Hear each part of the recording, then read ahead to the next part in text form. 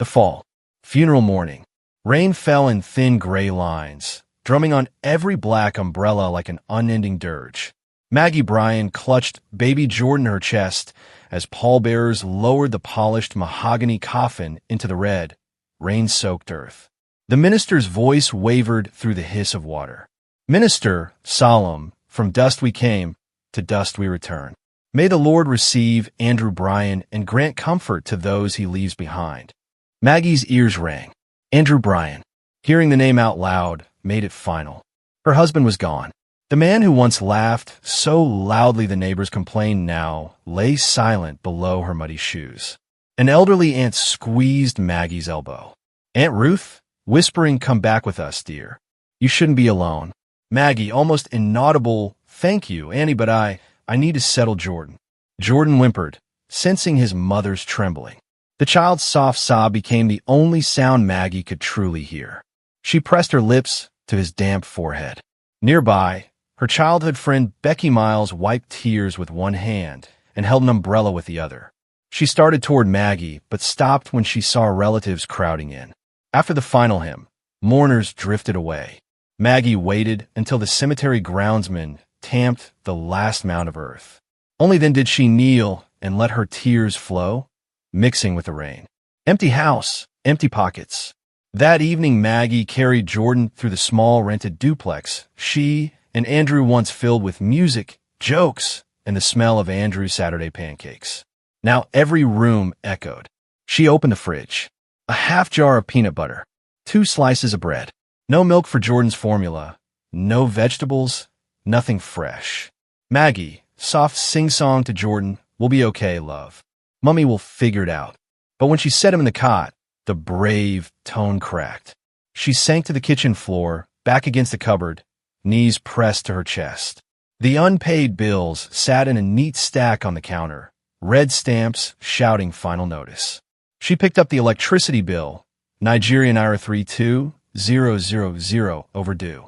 The rent reminder, Nigerian Naira 180,000 due in 10 days. Andrew's life insurance claim had stalled in legal review. The company disputed a clause. No payout was coming soon. Maggie had resigned from her reception job during Andrew's long illness to become his full-time caregiver. Now her CV had a 2-year gap and no references in Lagos willing to wait while she found a new nanny for Jordan. That night she slept in the living room chair so she could hear the baby stir. When she woke at 4 a.m. to Jordan's soft cries, her first thought was milk and her second was money. The struggle. Within a week, Maggie tried everything pride had once stopped her doing. Odd job one, leaflets. She strapped Jordan to her chest in a faded carrier and handed out flyers for a fast food chain outside, Onira Market. 4 hours under the sun earned her 2,000 Nigerian Nairas and heat rash on Jordan's cheeks. She spent half on porridge and a single diaper. Odd job two, laundry. A neighbor paid her to wash clothes by hand. The soap cracked her knuckles. The water made Jordan cough. The neighbor's teenage son stared too long when Maggie bent over buckets. She finished the job, but did not return. Odd job 3, street makeup booth. Maggie once loved cosmetics. She borrowed Becky's small mirror and tried offering 500 Nigerian Nairas makeover sessions near a bus stop. Most commuters hurried past. One woman laughed. Another haggled down to 200 Nigerian Nairas, then complained the powder was too light and left without paying. Each evening, Maggie counted coins on the living room rug and cried when the sum wouldn't stretch. Becky's visit. On the 9th day after the funeral, Becky arrived unannounced with 2 grocery bags and a firm look. "Becky," setting bread and canned soup on the counter, "you haven't answered my calls." Maggie, exhausted, "I'm just busy." Becky, "Busy starving?" "Mags, your cheeks are sunken. Jordan's clothes are hanging off him." Maggie, "Don't exaggerate." Becky, "Softer, let me stay. I'll cook. Watch Jordan while you nap." Maggie, shaking head, "No. You have your own life. I can manage." Becky's eyes filled. Becky, "Managing doesn't mean doing it all alone." But Maggie, ashamed of her threadbare robe and the sour smell of boiled water, ushered her friend out after an hour. The landlord's knock. 3 days later, the landlord, Mr. Okafor, pounded on the door. Okafor, gruff, Mrs. Bryan. Rent is due. 2 months now. I need payment or I call the bailiff. Maggie, holding Jordan, voice shaking, please, 1 more week. My husband died. I'm waiting for insurance. Okafor, sighing but firm. I'm sorry for your loss, but sorrow doesn't pay mortgages. 1 week. After that, eviction. He produced a yellow notice, taped it to the peeling paint, and left. Maggie read the words until they blurred. She placed Jordan on the rug and paced the room, heartbeat hammering. 1 week. Descent into depression. Sleep became a luxury. Jordan woke twice every night, hungry or damp. Maggie's thoughts churned in endless loops. Milk, money, eviction, failure. One dawn she found herself standing at the window, thinking how easy it would be to disappear. Then Jordan coughed behind her, and guilt dragged her back. She called 3 employment agencies. All said the same. Agency clerk. With the current job market, we prioritize applicants with recent references. Try us again next month. Becky texted daily. Maggie answered with emojis, smiles, hearts, masking truth. The event invitation. On the 14th day, an unexpected message blinked on Maggie's phone. It was from an acquaintance she barely remembered, inviting her to a small charity cocktail for widows at an upscale Ikoyi lounge. A local NGO promised free childcare on site. Maggie almost deleted the invite, but the words refreshments provided caught her eye. Jordan's formula had run out that morning. She borrowed a dress from Becky, simple black, one size large, and used leftover foundation to hide the dark circles. Entering Andy's orbit, the lounge's glass doors pivoted on silent hinges, greeting Maggie with cool air scented by jasmine diffusers. Low music hummed. Waiters in white jackets carried trays of fruit tarts and sparkling juice. Maggie signed Jordan into the creche room, kissing his velvet cheek. For the first time in weeks, her arms felt light. She drifted along the buffet, pocketing 2 wrapped muffins for later. While she fumbled a paper napkin, a smooth baritone slid over her shoulder. Voice, you might spill that. Here, use mine. A crisp white handkerchief appeared. Maggie turned to see Andy Coleman, tall, clean-shaven, the kind of handsomeness found on sunscreen ads. His charcoal blazer looked tailored. His wristwatch caught the light like a small sun. Maggie, flustered, thank you. I'm not usually this clumsy. Andy, smile just shy of arrogant, clumsy is charming. I'm Andy. Maggie Bryan. Andy, brows lift, Bryan. Any relation to the late architect Andrew Bryan? I admired his work. Maggie, stiff inhale, he was my husband. Andy, softening, I'm sorry. Truly. His eyes locked on hers, warm, steady. Maggie felt seen, not pitted. Andy, may I get you a fresh drink, Maggie? Maggie, it's only juice. Andy, grinning, then it's safe. He returned with 2 glasses, guiding her to a corner sofa. Conversation flowed. Mundane at first, weather, the NGO's mission, then deeper. Andy, so what do you do? Maggie, hesitant I'm between jobs. Full-time mom for now. Andy, the hardest job. My mother raised 3 of us alone. I respect that. His praise glided over her cracked self-esteem like balm. She found herself laughing, an unexpected sound that startled her. Across the room, Becky entered, volunteering at the registration desk. She noticed Maggie with Andy and frowned, but paperwork distracted her. The hook is set. An hour later, children fussed in the creche. Maggie excused herself, but Andy offered to walk with her. At the door, Jordan reached for his mother. Andy tickled the baby's palm, producing a giggle. Andy, great laugh, just like his mom. Maggie, blushing, he likes new faces. Andy, I'd like to see both of yours again. Could I take you to coffee? Somewhere with a kid's corner, of course. Maggie hesitated. She had no money for coffee, yet something in Andy's tone promised safety. Maggie, soft, that would be nice. Andy, already typing tomorrow? I'll text you the location. He handed her a business card, raised silver letters on navy cardstock. Andrew Coleman, Managing Director, Arcadia Holdings. Becky's concern. Outside, Becky cornered Maggie beside a streetlight. Becky, arms folded, who was that? Maggie, hugging Jordan, Andy Coleman. He's kind. Becky, kind comes in many flavors. Did you check his ingredients? Maggie frowned. Bex, please. Becky, I'm serious.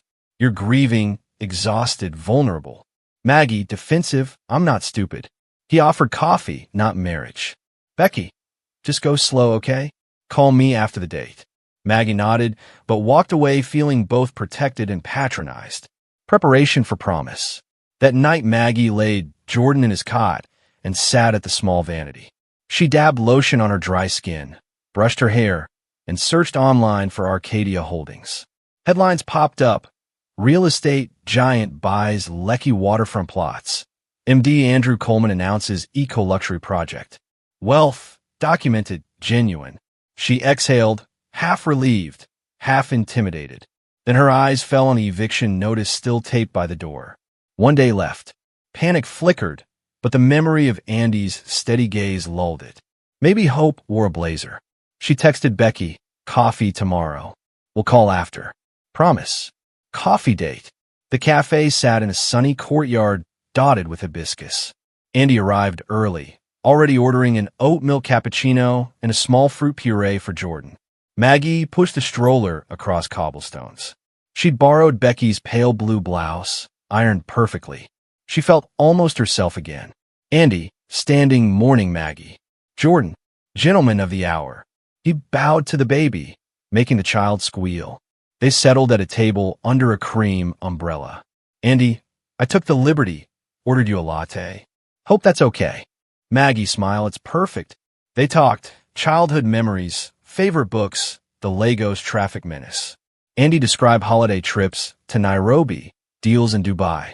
Maggie described Andrew's passion for sketching buildings, how they dreamed of designing a family home. For 2 hours, she forgot bills.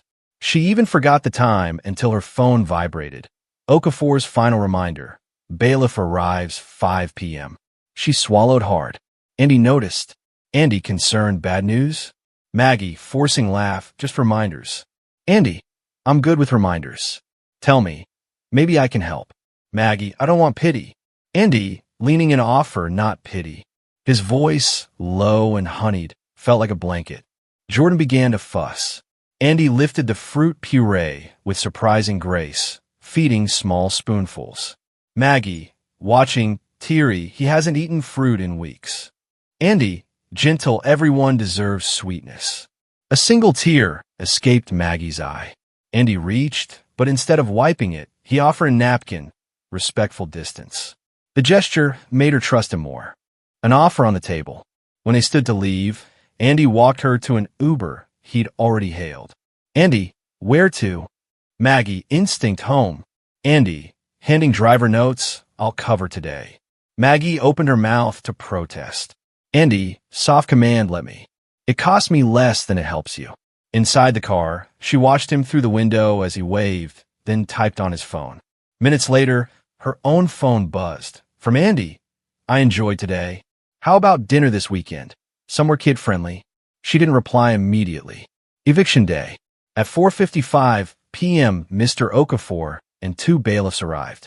Maggie sat on the sofa with Jordan in her lap, a single suitcase packed. She felt numb. Bailiff 1, ma'am, we must proceed. Maggie, whisper, I understand. As they carried furniture to the curb, Jordan cried at the commotion. Neighbors watched, some sympathetic, others curious. Becky drove up, slammed her door, and hurried over. Becky, furious to Okafor, have a heart. It's late. Let her stay one night. Okafor shrugged, business, madam. Becky hugged Maggie. Becky, soft, you can stay with me. Maggie, tears, your place is tiny. Becky, we'll manage. Jordan can have my bed. Maggie nodded, defeated. They loaded essentials into Becky's hatchback. Call in the dark. At 10 p.m. that night, Jordan finally slept on Becky's couch. Maggie stood on the balcony, clutching her phone. Without overthinking, she dialed Andy. Andy, answering on first ring. Maggie. Everything okay? Maggie, voice small, not really. Andy, tell me. Maggie, we're homeless. Andy, calm, where are you now? Maggie, your friends. Andy, is it safe? Maggie, hesitant, yes. Just crowded. Andy, tomorrow morning my driver can pick you up. I have a furnished apartment in Lekki Phase 1, used for visiting clients.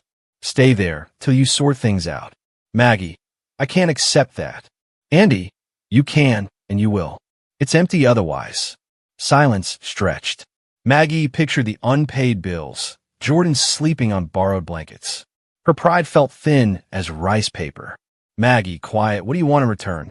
Andy, chuckle, but not unkind, breakfast on Sunday. Pancakes, your recipe. That's it. Maggie, exhale, okay. Becky's warning again. The next morning, Becky brewed instant coffee as Maggie relayed the phone call. Becky, frowning, and you said yes? Maggie, we need a roof. Becky, Mags, gifts this big come with strings, usually invisible until they tighten. Maggie, defensive, it's temporary. He's helping. Becky, sighing, I just don't want you hurt. Promise you'll keep your eyes open. Maggie, promise. Arrival at the apartment. Andy's black SUV rolled up at noon. The driver, Chike, loaded the suitcase. Maggie buckled Jordan into a cushioned seat that smelled of new leather. They pulled into a quiet street lined with almond trees. The apartment building was modern glass and stone. Inside, white walls gleamed and the air conditioner purred. The refrigerator was stocked. Milk, eggs, fresh fruit, even children's yogurt. A note lay on the granite counter. Maggie, welcome. The Wi-Fi password is on a router. Chai can drive you anywhere you need. Rest today. We'll talk tomorrow. Andy. Maggie sank onto a sofa softer than any bed she'd owned. Jordan crawled on the plush rug, giggling. Tears of relief pricked Maggie's eyes, soon joined by tears of fear. What if Becky's right? But exhaustion swept questions aside. She fed Jordan properly for the first time in days, then curled beside him and slept. Phone glow at midnight. Past midnight, Maggie woke to check on Jordan. The apartment was silent, city lights blinking through curtains. On the coffee table, her phone lit up with a message. Andy, I hope you're comfortable. Remember, survival first, pride later. Sleep well, Maggie. She typed back, thank you. Jordan and I are safe. Good night. But long after the screen dimmed, Maggie lay awake, heart thumping, not with dread, not with peace, but with a strange, dangerous hope. Summer of silk and smoke. Maggie slipped into a different life almost overnight. Andy filled the furnished apartment with gifts, a stroller that folded at a button's touch, a wardrobe of pastel dresses, even monogram towels. He took her to art exhibitions, rooftop restaurants, private beach bars. Andy, one sunset, leaning on a balcony rail, you deserve this view. Maggie, blue water, open sky, no limits. Maggie, smiling, heart racing with you, I feel possible. They kissed, and for a month hunger became memory. Yet beneath the silk sheets, Maggie still woke at 3 a.m. to Jordan's phantom cry. She would hush the dark, telling herself the baby was safe in his cot across the hall, that Andy would come to love him in time. Dinner that changed everything. One Friday, Andy booked the corner table at La Vita, a candlelit Italian bistro hidden behind bougainvillea. A violinist played soft old love songs. Maggie wore a silver gown Andy had picked himself. She had never felt so wanted. They laughed over tiramisu until Andy's expression tightened, as though a hidden clock had struck. He set down his spoon with surgical precision. Andy, quiet, firm, I like you, Maggie, but I can't raise another man's child. You want me to be a stepfather? That's not in my plan. Maggie's chest compressed. Maggie, voice trembling, Jordan is part of me. We're a package. Andy, shrugging, sipping wine, then maybe we're not meant to be a package. Maggie, but you said I deserve the sky. Andy, soft laugh, deserve, yes. But reality is different. I need freedom. I need us. Us. Singular. Maggie's hand slid off the table. Her stomach flipped. The violins sounded like funeral bells. Fading sunshine. The following week, Andy's text slowed. Once a day, then once every 2. He canceled dates with excuses that smelled rehearsed. Emergency board meeting. Sudden flight to Abuja. Maggie paced the apartment like a caged bird. Bills were paid. Fridge was full. But the future turned blurry as though someone had smeared oil on the lens of her life. She feared eviction from Eden at any moment. Jordan sensed the tension. He fussed more, refused naps. His tiny sobs echoed through marble floors, magnifying Maggie's jitters. Becky visited and saw the shadows.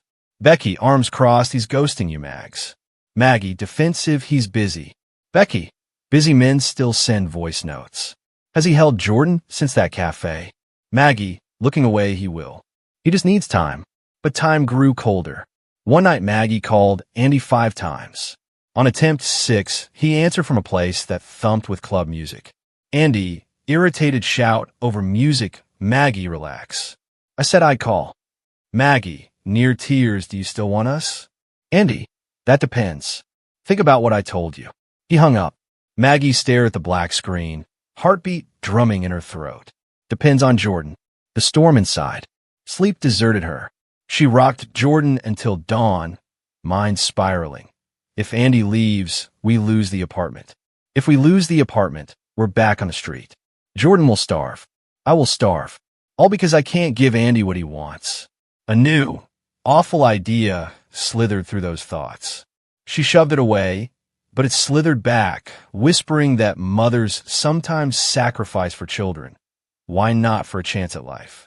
For 3 nights, she fought the whisper. On the 4th night, Jordan developed a fever. Maggie tried to call Andy. He didn't pick up. Panic tightened its claws. She rocked the baby, crying apologies neither of them understood. At dawn, the fever broke. Maggie collapsed beside the cot, exhausted. The whisper became a scream. He will always be at risk. You will always be at risk. One choice ends a risk. Into the dark. The next evening, Maggie wrapped Jordan in a thin blue blanket. Lagos streetlights flickered. A warm wind smelled of diesel and fried plantain. She walked, numb, to Aja Night Market. Vendors were closing. A stray cat overturned a box. No one noticed Maggie slipped behind the row of dumpsters where spoiled fruit rotted. Her hands shook so badly she nearly dropped Jordan early. He blinked, trusting. Maggie, ragged whisper, forgive me, my baby. I can't see another way. For half a second she froze. Then footsteps echoed nearby. A pair of teenage boys laughing, tossing empty bottles. Fear propelled her. She placed the child in the dumpster, kissed his forehead once, and fled, covering her ears as he began to wail. She didn't look back. The morning horror. At dawn, a market cleaner found the tiny body. By mid-morning, every radio station screamed tragic discovery. Infant found dead in Ajabin. Hashtag baby in dumpster trended within hours. Maggie prepared her performance. She called police, voice shaking. Maggie, sobbing, my baby, someone broke in. He's gone. Please find my Jordan. She cut the screen on her phone with a kitchen knife, so it looked damaged during struggle. When Becky rushed over, Maggie clutched her friend, wailing until she almost believed her own lie. Becky, tear-streaked, will find him. I'll print flyers. Maggie, croaking, thank you, thank you. Police officers taped off the apartment. Maggie repeated her story. Broken lock, stolen baby. Detectives noted the bruises she'd pinched into her own arms. But Becky studied Maggie's hands. No trembling, no exhaustion in the eyes. A seed of suspicion sprouted. Social media, firestorm. Candlelight vigils sprang up. Strangers posted artwork of little wings and empty cribs. Talk shows debated poverty and child safety. Maggie, painted as the grieving mother, gave tearful interviews wrapped in Andy's designer shawl. Each lie tasted like acid, but garnered sympathy. Detective Grace Williams watched the footage from her precinct desk. Something in Maggie's gaze asked, "Do you believe me?" Grace wasn't sure she did. Truth unmasked. 3 days after Jordan's funeral, Maggie sat alone in Andy's apartment, scrolling the flood of condolences. The doorbell chimed. She expected condolence flowers, not Andy himself. He walked in wearing crisp linen and a strange smile. Maggie, hopeful whisper, Andy, you came. Andy, closing door cold, I know what you did. Maggie's knees buckled. Maggie, what do you mean? Andy, pulling up a video on his phone, security camera behind the fish stall. Low resolution, but clear enough. Pixelated footage showed Maggie's shape bending over a dumpster. Andy's face twisted, not with shock, but with superiority. Andy, I never asked you to kill him. That's on you. Maggie, crying, I did it for us. Andy, snort, there is no us. Didn't you see Instagram this morning? He tapped his screen again. A new post, Andy and Clarissa, engaged. A glittering ring, a yacht sunset. Likes exploding. Maggie, horse, you promised. Andy, I promised pancakes. Got them, remember? Anyway, Clarissa's wealthy father just funded my Mauritius resort. We're good. Maggie's world collapsed a second time. Maggie, whisper, you'll tell the police? Andy, shrugging, why bother? Your conscience is punishment enough. And if you speak about me, the video leaks. Your move. He left. The door clicked shut louder than a gunshot. Becky connects the dots. That night, Becky scrolled Instagram. Mouth agape at Andy's engagement photo. Memories flashed. Andy's sudden coldness. Maggie's empty stares. The inconsistent break-in story. She phoned Detective Grace Williams, whom she knew from a school alumni group. Becky, low-voice Grace, I think my friend lied about her baby's kidnapping. And I think Andy Coleman is involved. Detective Grace, steady, meet me tomorrow. Bring everything you remember. The wheels of justice began to turn. Ashes in her hands. Meanwhile, Maggie sat on the bathroom floor, laptop streaming the engagement party live. Clarissa glowing, Andy charming, fireworks painting the water. Maggie hugged herself, rocking. Jordan's soft blankets lay across her lap. She pressed her face into them, inhaling the scent of milk and baby powder and the last fragment of innocence she'd ever know. Thunder rumbled outside. Sirens wailed in the distance, or maybe inside her head. She couldn't tell anymore. Maggie, broken whisper, I traded my son for nothing. Tears soaked the fabric until dawn bled into the sky, heralding Act 3 and the relentless footsteps of Detective Grace Williams. Echoes in the hallway. The Leckie apartment felt colder every day. Maggie lay on the couch at noon, an empty wine bottle rolling under the coffee table. Suddenly, she heard it again, Jordan's tiny cry, floating down the hallway. Maggie, bolting upright, Jordan? Sweetheart, where are you? She stumbled into the nursery. The cot was untouched. Stuffed giraffe, folded blankets, everything exactly as she'd left it after the funeral. Yet the cry rang on, fading into silence. Neighbors soon noticed. They whispered in the elevator. She talks to walls, keeps her light on all night. The security guard found 2 broken wine glasses by the trash chute and shook his head. Becky connects the dots. Becky visited one rainy afternoon and found Maggie in a robe, staring at the blank TV. Becky, soft, you haven't answered my texts. Maggie, flat, phone screamed too loud. Becky glanced around. Unwashed dishes, spilled formula on the rug, even though Jordan was gone. She spoke carefully. Becky, the police still have no leads. But your lock wasn't broken. Your phone screen was cut from the inside. Why'd you do that, Mags? Maggie, eyes glazing, locks, phones, none of it matters. He's just quiet now. Becky's heart pounded. Later that night, she typed a long email to the Lagos State Police, attaching every odd detail she remembered since the kidnapping. Detective Grace Williams takes over. Detective Grace Williams met Becky the next morning in a corner booth of a small cafe. Grace, notepad open, walk me through everything, dates, times, Maggie's moods. Becky, nervous, her story kept changing. First, she said she fought the kidnapper. Later, she said she never saw a face. Grace nodded, eyes sharp.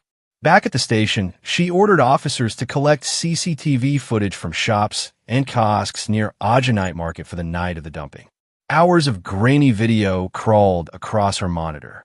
At 2:14 a.m., a blurred figure in a blue blanket crossed the service lane. Grace zoomed in, enhanced contrast. The gait, the hair bun, unmistakably Maggie. She exhaled, jaw set. The scavenger's story. Patrol officers canvassing the market found Mama F., a frail woman who scavenged recyclables at dawn. At first she was wary, but Grace spoke in a gentle tone. Grace, Mama, we're looking for anyone who saw a baby that night. Mama F., eyes watering, I saw him, yes. Little angel. I thought he was breathing. She led them to her tin-roof shack behind the fish depot. In a worn wooden box lay a tiny blue onesie and a knitted cap, Jordan's clothes. Grace, softly, why keep these? Mama F. couldn't throw them away. I tried to warm him by the charcoal stove, but he was too cold. I prayed and sang till sunrise. The clothes were bagged for evidence. Grace's voice cracked as she thanked the old woman. The knock on the door. 2 days later, Maggie awoke to pounding on the apartment door. Wine fumes filled the air. Grace stepped in with 2 uniformed officers. Grace, calm but firm. Maggie Bryan, you are under arrest for the murder of your son, Jordan Bryan. Maggie, swaying, no, he was stolen. Grace, reading rights, you have the right to remain silent. Handcuffs clicked. Maggie's eyes darted around the room, landing on an empty pacifier on the floor. She whispered to no one, I'm sorry, baby. Interrogation room. A bare bulb buzzed overhead. Grace placed the surveillance photo and the baby clothes on the metal table. Grace, that's you, Maggie. And these are Jordan's. Mama F. tried to save him. Tell me the truth. Maggie, tears spilling, I wanted a future. Andy, he said he couldn't. I thought if Jordan was gone, Andy would stay. Grace, tight voice, so you killed your own child for a man who left you? Maggie, whisper, I didn't mean for him to die. I thought someone would find him right away. I checked later, but police were everywhere. Grace closed her notebook slowly. Grace, choice has consequences, Maggie. Jordan deserved life. Courtroom inferno. The trial drew global attention. Reporters packed the gallery, every seat taken. Hashtag justice for Jordan pulsed on screens.